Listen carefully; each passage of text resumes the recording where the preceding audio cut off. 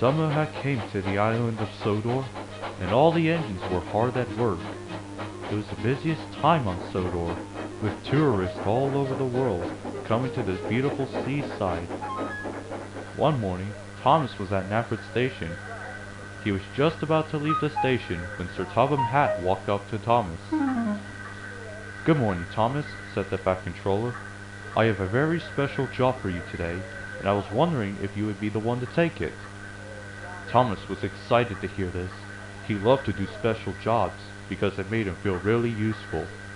"What's the special job, sir?" Thomas asked cheerfully. "The special job is to take the children down to the seaside," Sir Topham had announced. "Do you think you can do it?"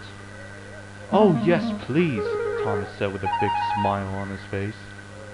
The Fat Controller smiled. "That's a good engine," the Fat Controller remarked. "Run along now, Thomas. The children are waiting for you." And off Thomas went with Annie and Clarabelle.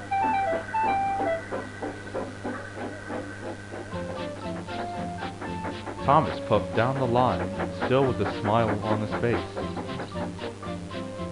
It was going to be an exciting job for him.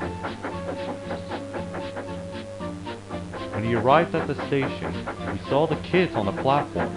They too were happy as well. "Beep beep," said Thomas. "Good afternoon." The kids were happy to see Thomas, but weirdly they seemed to be chuckling to themselves. Thomas saw this and began to grow worried. "What is so funny?" Thomas asked. The kids stopped laughing, but still they smiled. "We just thought up of something fun we could do while we head down to the beach," replied the young girl. "Wouldn't it be fun if we zoomed down the rails? We could have the thrill of a lifetime," a young boy remarked. This only made Thomas even more weary. "Race down the lines?" Thomas asked, very concerned. "I'm not allowed to race down the lines anymore. What would Sir Topham Hatt say?" "Sir Topham Hatt will never know," the girl responded. "Besides, it will be like racing with Bertie the Bus." Suddenly, the kids started to chant, "Come on, Thomas," over and over again. Thomas didn't want to race down the line and ignore Sir Topham Hatt's orders, but he didn't want to disappoint the children. Finally, Thomas gave in. "Oh, all right," said Thomas. "You've bent my funnel. Let's have some fun." And as if by magic, the kids started to celebrate all at once.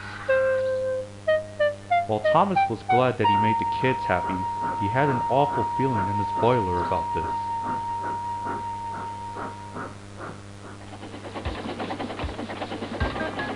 Thomas roared down the line, the wind brushing in his cab and boiler as he raced down the line at high speeds he had never gone before.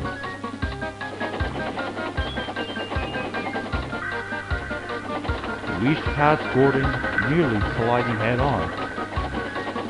"Slow down, Thomas!" Gordon shouted at Thomas. But Thomas didn't respond.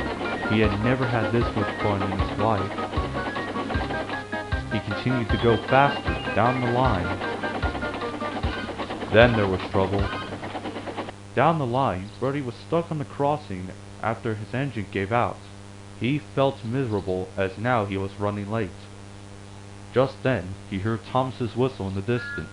"Oh no!" Bertie shouted in horror. Thomas was just rounding a bend when he saw Bertie on the track. "Look out!" Thomas shouted. His driver applied the brakes, but it was too late.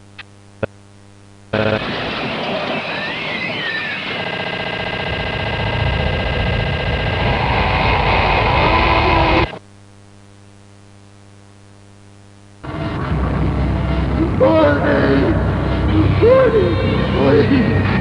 Please! Please, no! Please! Come on, you did it again! Please, no! Not like this! What have I done? What have I